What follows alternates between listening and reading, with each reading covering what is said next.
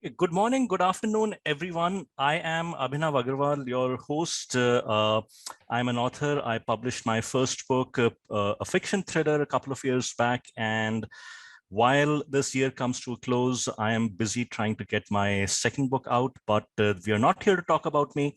I am delighted to welcome you to the Pragati Vichar Literature Festival 24-hour author marathon. And it gives me a great amount of pleasure to welcome our author, Sai Swaroopa, who has written 5 books so far. And her latest one, Avishi, came out in October. She has actually had one more release come out after that, and yet another one that's coming out in February. So definitely far more prolific than most of us, could even aspire to. But again, Avishi has been released by Bloomsbury in October, as I said. And it is a fictional retelling, a fictional imagination of a character of a female protagonist, of which we find only a very brief mention in the Rig Veda.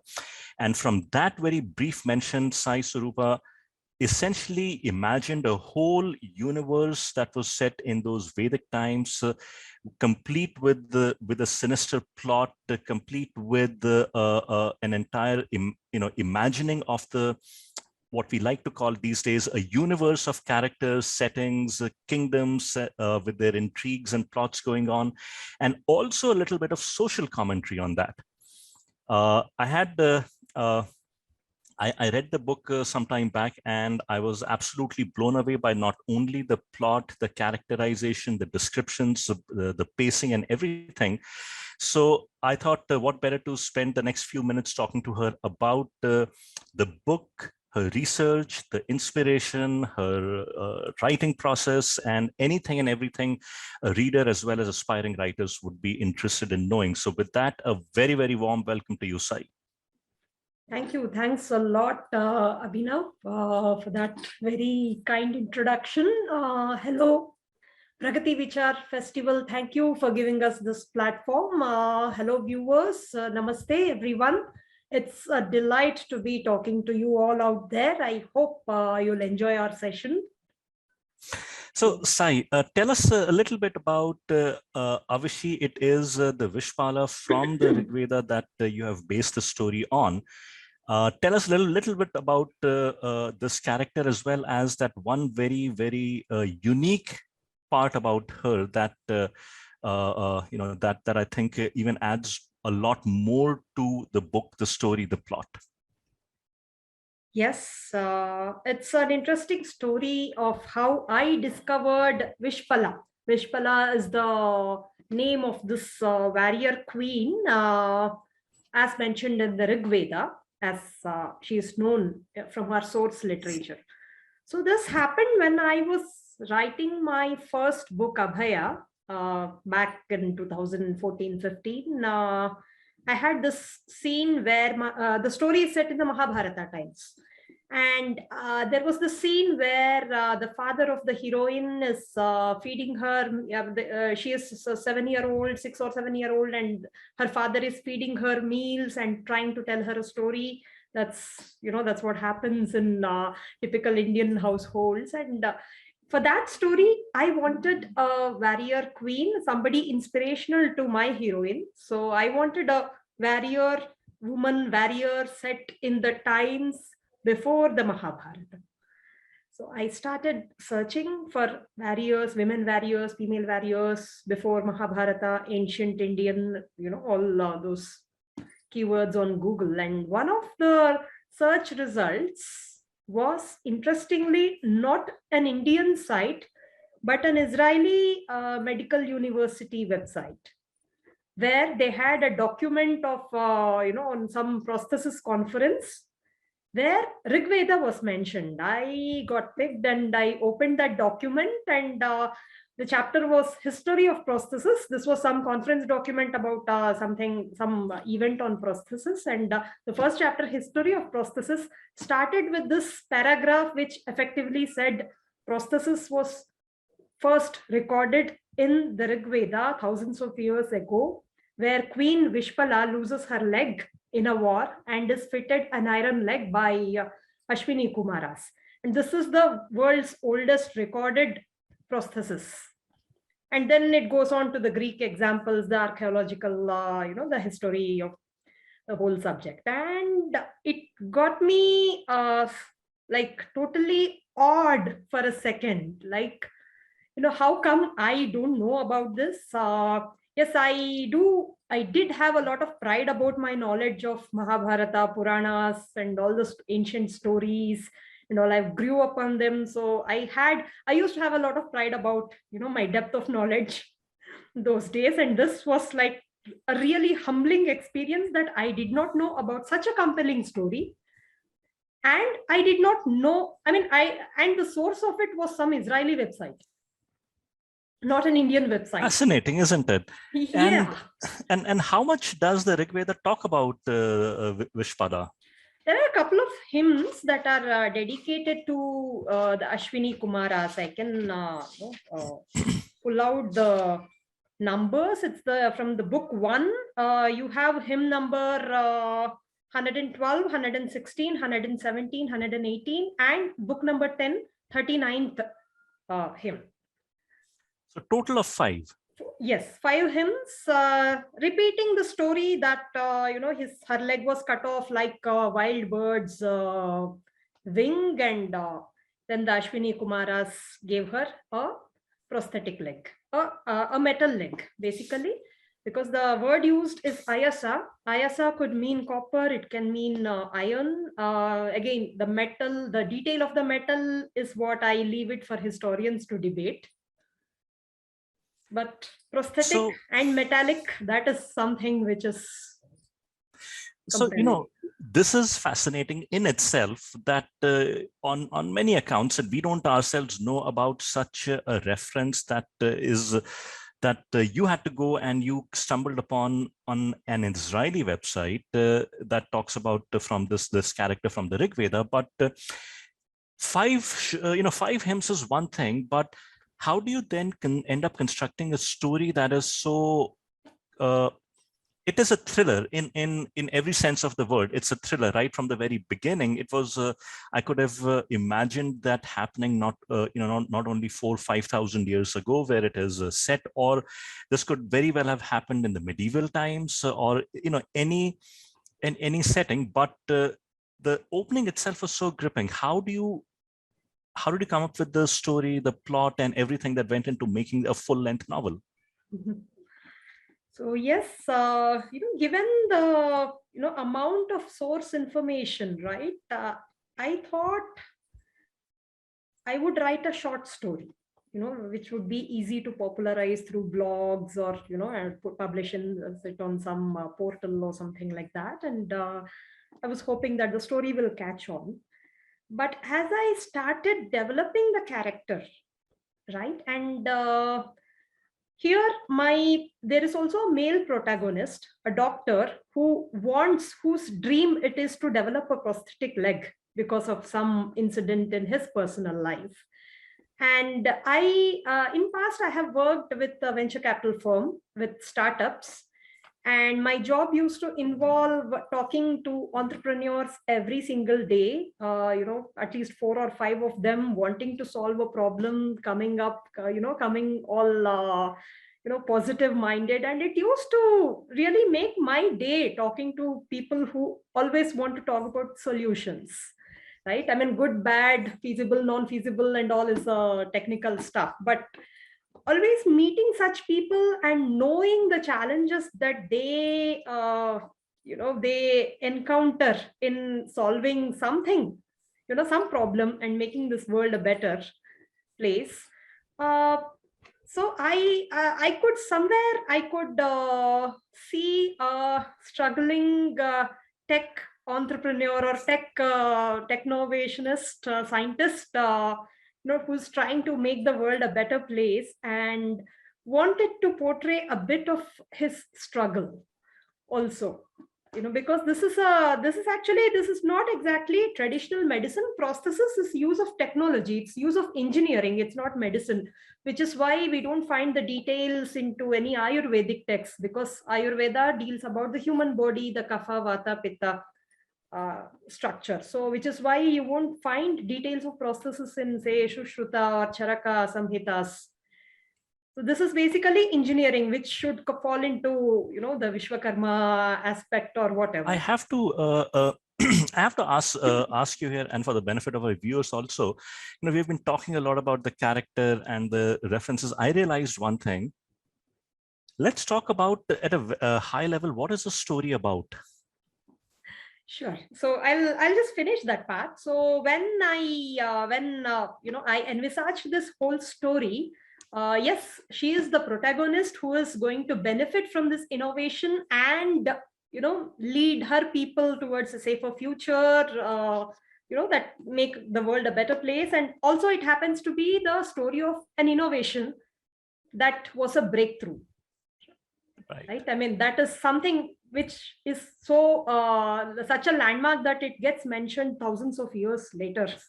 So that was my my vision. And then I just realized that this cannot fit into a short story. It has to be a full-blown novel where each character undergoes that whole transformation. And then I set about asking people, scholars, for more sources. Then David Frawley, whom we know as Vamadeva Shastri ji, he has written a lot of books about ancient rishis and their timelines. Right. And so I got my source timelines from his books. And then there are a lot of blogs, very informative articles about democracy in ancient India. So basically, we had to envisage a world, older than the Mahabharata times. Mahabharata is very sophisticated with all, laws set, and it's at the peak of the civilization, if I may call it so. And I had to imagine something which happens at the dawn of civilization, where society is still evolving in its laws, like the marriage laws have not yet been set. Correct, and that is something that is very also very a very fascinating insight, because when we read the Mahabharata, we are told, or Pandu essentially tells Kunti that how the institution of marriage was very different in ancient times, and it's kind of surreal to hear about Pandu talk about an ancient time, given that we are reading about the and he says that how it was different, and then how it was the institution of marriage as we now understand was set in place. And here it is, you're talking about a time, an era where we get to see through your book how that evolution, or how that process undergoes and arrives at what we now know. Yes. So because the protagonist herself is a very awesome woman, who manages to win a war with a prosthetic leg. That's something which, that needed me to build a lot of character as to what's her mental strength about. So that is what defines the real courage or valor, what is inside, that eventually translates into what is outside, right? So to come up with the heroine's arc, so I had to really get into the deep world building exercise. Like, yes, the episode you mentioned from the Mahabharata, that shed a lot of light about how society might have evolved. And Pandu comes off as a very super liberal person compared to his other counterparts of his age, like very open-minded, and somebody who understands how a world has evolved, how evolution of society has happened. So at that moment, when I was going through the same episode from the Mahabharata, that is from Dr. Devroy's translation, that was my reference. And I just I couldn't help but put all three times together of the time that Pandu talked about, those ancient times where the laws were not set, and the society was egalitarian, liberal. And Mahabharata with its complex, sophisticated system, and come back to 2000, the 2000, our own era, where we are still balancing with trying to evolve into a new period. There's a lot of political correctness. There's a lot of talk about women empowerment, whether what is empowerment, and all those things. And we do that with a lot of baggage of what happened in the last 300-400 years, right? Correct. We do that with not only a lot of baggage, we do that with a lot of preconceived notions and misinformation, I think. Yes. So I really wanted to envisage those times where there was no such baggage at all, right? And Mahabharata talks about roles unabashedly. Everybody is very committed to their role, whatever they thought it was. And in this Rigvedic era would be much longer. It would have panned out for thousands of years, for all I could guess. We had to have a society where, again, this egalitarianism reflects in such a way that every person is defined by their karma and dharma, the swadharma and karma, and then there is no apologetism about it. So, like, if you say a minor character from the book called Shula, he is the security chief of a small village called Ashtagani. He also trains men and women in self-defense as well as protecting the village. And he's equally tough on male and female trainees of his. He's, ruthless and equally tough. And so that's what, those are the things that, when they struck me, that endeared me, that people, while interacting with each other, while, talking in a public place, like Vedas also talk about Sabha and Samiti, where the men and women used to have equal say, right? So, men and women coming together to form those, to build that society where there is no baggage, no misconceptions, and totally focus is on the current issue that faced them. That was my aim while envisaging this whole story. And of course, no age is perfect. There have to be people who are driven by their desires, greed. We have, of course, we have purusharthas, which keep us in place, in balance, and then we have the arishad vargas, the kama, krodha, the anger, the too much of ambition, too much of desire, whatever throws us off balance. So any story set in an Indic context is a struggle between these two forces of balancing forces and counterbalancing forces. So tell me now, Sai, for our viewers, tell us the gist or the synopsis of the story. Yes, so this is Avishi is the story of this awesome queen from Rigvedic times. Her name is Wishpada. She is mentioned as Wishpada, but in old Sanskrit, Wishpada itself means the head of a settlement, which is why I went back and searched for a name for Wishpada and came up with Avishi. Avishi means Bhumi, the earth, or a river. Both the feminine forces that we need for a civilization to flourish. That's why I selected that name.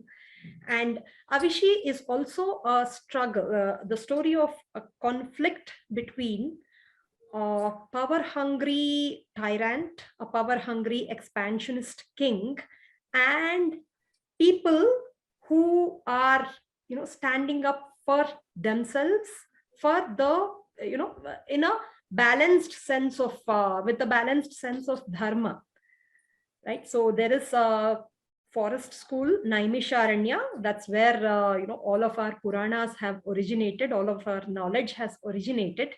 So from that school of Naimisha, laws come, smritis are coded, and they are transmitted through bards like sutas.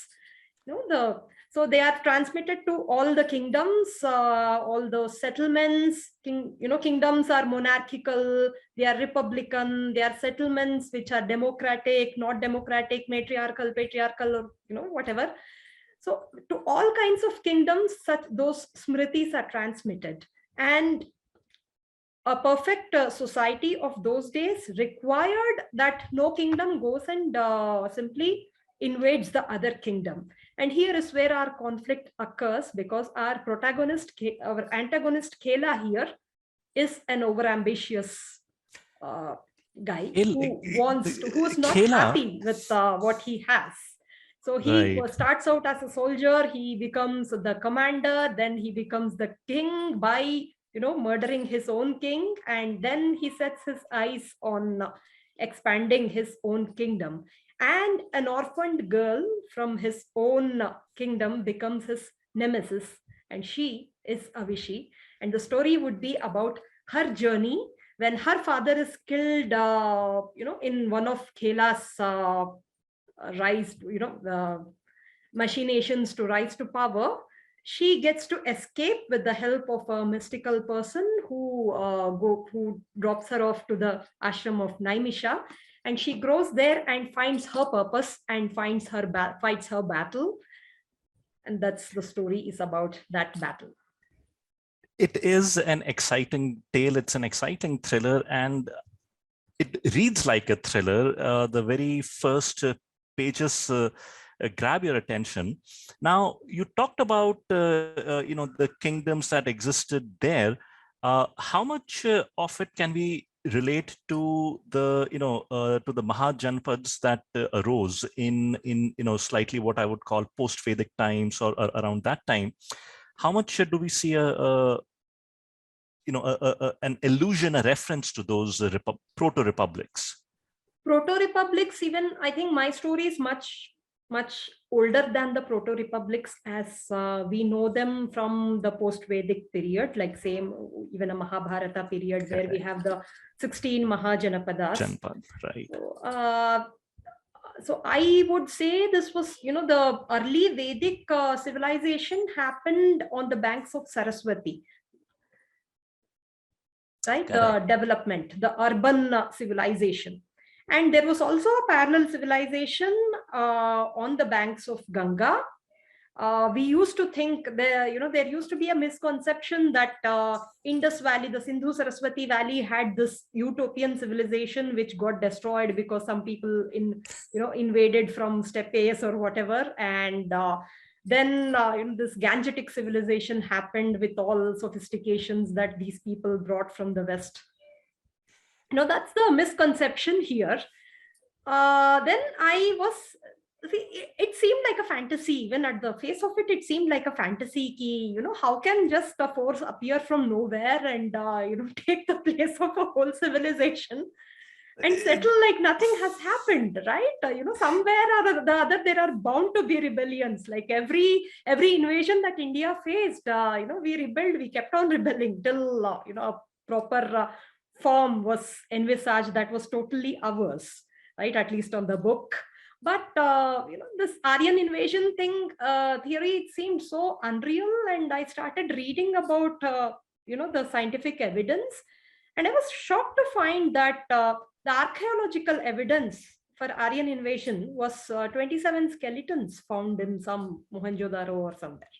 So that's 27 skeletons in a civilization. If you look at the Saraswati, Sindhu Saraswati civilization, it's occupied an area of more than 1 million square kilometers. And on the basis of, I think among all the hoaxes played on India, the Aryan invasion or the Aryan migration, sedimentation, filtration, precipitation theory that has been propounded, I think, is on the same level of ludicrousness as the flat earth theory, in my opinion. Exactly, because even the components were so of those, those so-called scientific evidence, it was so broken and artificially, put together. Like they talked about people who did not know how to fight because they didn't find any weapons. okay, I mean, like, okay, people may be utopian, but there are bound to be animals and, stuff like that. And people need some self-defense. So if you have actually found a place where, there were no weapons, it means that, because maybe river has dried up or something, with the place became uninhabitable. So the people there moved along with their weapons to some other place where they could live comfortably, or, they just went in search of greener pastures, which could have, meant that a civilization somewhat moved from Saraswati to, say, Ganga, Yamuna, the plains. And topographical history agrees with that, drying up of Saraswati and Yamuna moving towards Ganga. That comes in Sanjeev Sanyal's book. I Land of couldn't agree Narrative. more. I mean, those books, Sanjeev Sanyal's, Michel Danino's books are so beautifully written. And one of the things is that the memory of the Saraswati River as it dried up was carried by the people who moved to the Gangetic Plains. Exactly. So I think these are the beautiful nuggets from ancient civilization that helped me put together this story. So my story is set when Saraswati was really, really vibrant, and and it's in her best form, which is why people, got people like Kela, they got over ambitious, because they thought, okay, something beyond this area is there, and I want to conquer that. So it is about that conflict between, that unfettered desire and a balancing force called dharma. And Vishpada Avishi is that epitome of dharma, I'd like to think. So beautifully put, Sai. So I'll say, when you were talking about unfettered desires and all, I was reminded of this, of half a line from one of, what do you call, Goswami Tulsidas's Ramcharitmanas, where he says, Kam, Krodh, Mad, Lobh, Sab, Nath, Narak ke Panth. So all of these things are nothing but roads to hell. But coming back to your book, I'll say one thing. It is, as I said, the first thing that grabbed me was its pace. It just, drags you in. You want to keep turning the page. The opening itself is like any modern day thriller, I'll say. And frankly, that is the first thing that took me and invited me into the book. And then as I continue to read it, as you said, the world building is simply superb. It is such a well laid out universe of characters. World building elements are there. Thank And you the so plot much. keeps one moving along. You want to see what happens to Avishi, how her life progresses in the back.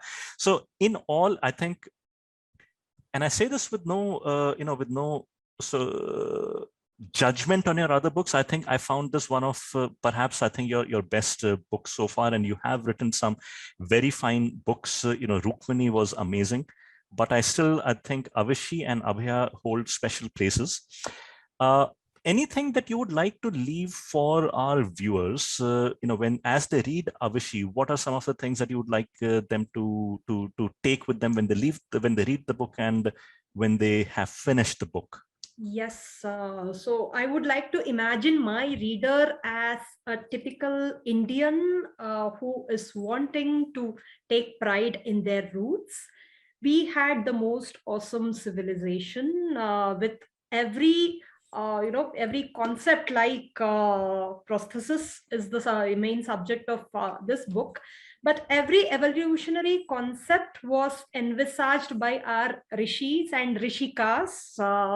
We were that egalitarian society which valued knowledge, where science and religion went hand in hand, unlike the West, where they hate each other.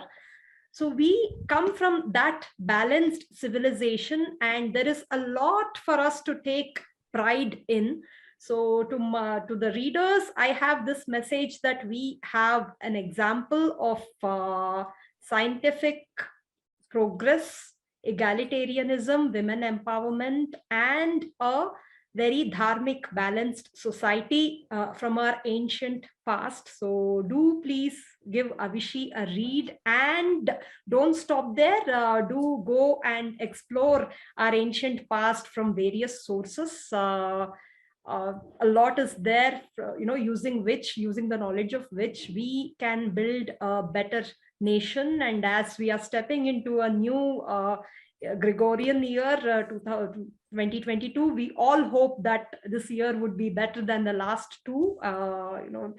Of course, there are a lot of lessons learned from the last two. The way the community came together, the way the community broke down, came together, whatever. We have learned a lot of lessons. We have innovated and made our own vaccine. We have shown resilience. That way, India is an inspiration to itself. So let us take that inspiration and move forward. Inspiring words. Sai, thank you so much. And on behalf of the Pragati Vichar Literature Festival 24-hour author marathon, a big thanks to you, Sai Swaroopa, author of Avishi, published by Bloomsbury, available in Kindle ebook and in paperback editions. And thank you. Thank you. Thanks a lot, Abhinav. And thanks a lot, Pragati Vichar Literature Festival. Wish you a great festival, great marathon. I'm looking forward to watch the videos of other authors. And thank you, viewers. Do keep reading. Reading makes the world better. Thank you.